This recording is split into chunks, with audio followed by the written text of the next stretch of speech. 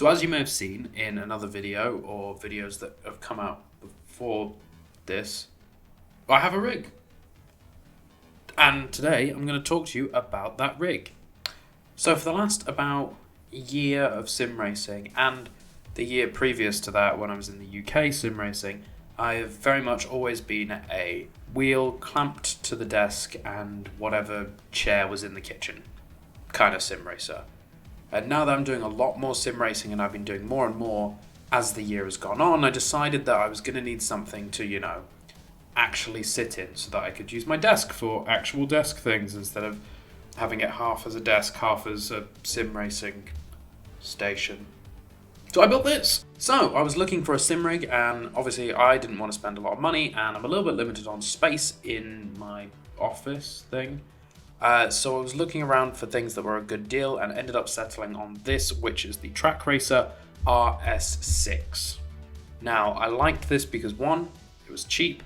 2, Trak Racer seemed to have quite a good reputation in the sim racing world. I've seen maybe 1 or 2 things where people haven't been happy about that, but on the whole, it seems like everyone has been super happy with their products. Now, the issue was when I was ordering from Trak Racer, is the fantastic thing about them is they have a warehouse in Dubai, which meant that I didn't need to spend all money shipping something over from Europe or the States, which meant I could just have it as soon as possible, which I'm a very impatient guy and I really wanted this rig as soon as possible. But the frustrating thing was in their UAE store, which is only in Ras Al Khaimah, they had no seats available. So it was on me to get the rig and then find a seat. And trust me, that was a whole palaver. But we did manage to get a seat. We got the rig and we put it all together. Now, putting the rig together was a little bit difficult. The instruction manual that came with the RS6, this is the RS6 Mach 3. This is the updated one with all the little adjustments that they've made to make it more stable and more reliable. Now, the instruction manual that you get with that is from, I'm thinking, the original RS6. So there are a few things that don't quite make sense on the instruction manual. I am also an idiot, so it could just be that. But I did find that a little bit difficult. And then the tolerances on this are so small that, trying to put things together was a little bit difficult. And 1 or 2 things for me just didn't seem to line up. It hasn't compromised the integrity of the rig at all, but a little bit of a pain. Plus, adjusting the rig is quite difficult, especially the wheel, with how many things you have to unscrew and then hold. It's just quite difficult to do as a one-man person because I was doing this mostly by myself. Thank you to my girlfriend who helped me in certain areas. So that was a bit frustrating. And then the last thing that I wasn't incredibly happy with, but again, this one's my fault. Because I had to get a third-party seat, these seat rails are set up for the Trak Racer seats, which are much, much wider than this Sparco Sprint seat. We had to put loads of washers and bolts to get the seat to fit correctly. Which, again, my fault. I was impatient. I wanted it. Didn't want to wait for a seat. So what's the rig actually like?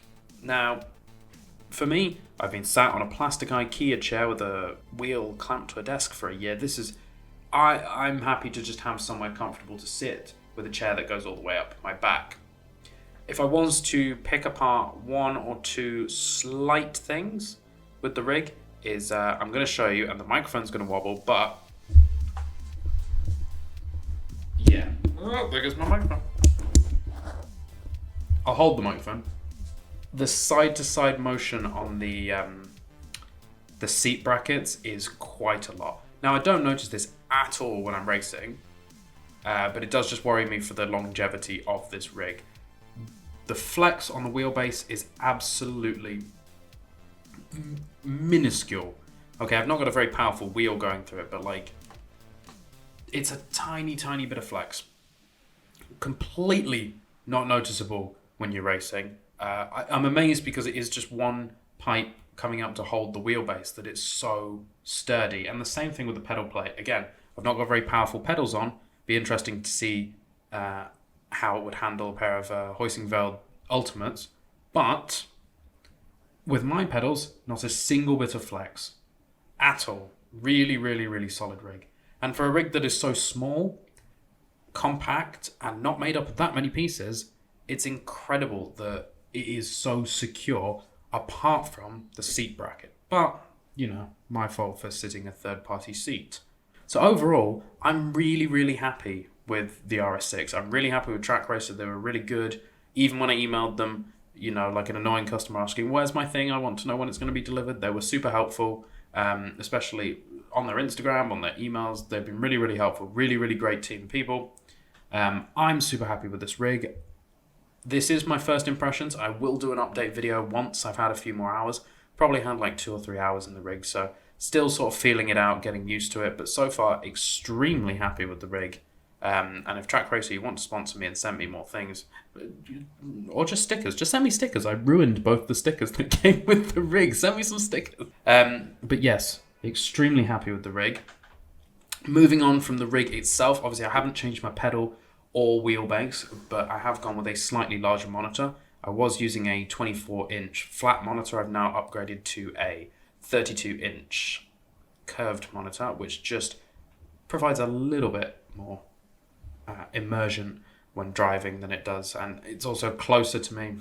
Altogether, I think this is just going to make my sim racing experience way more exciting, way more fun, and way more immersive, and hopefully, I say hopefully, we can get some great content out of this. I've now got a dedicated space to film videos, so, you know, I'm aiming this year for 52 videos. We're going to try and hit maybe more than that, but minimum 52 videos. Got some cool stuff coming up on the horizon. Maybe possibly doing a review of the Fanatec CSL DD GT edition. Stupidly long name, I know. But if you'd like to see that, let me know. I can get my hands on one of those, try that out, maybe just try out the new pedals. We'll see. Either way, this was just a quick update video to show you that I'm now in a rig and to let you know I'm here and videos are coming and we're taking this year seriously. So hopefully see you out on track. Get ready for some videos. Thanks for watching, and I'll see you next time.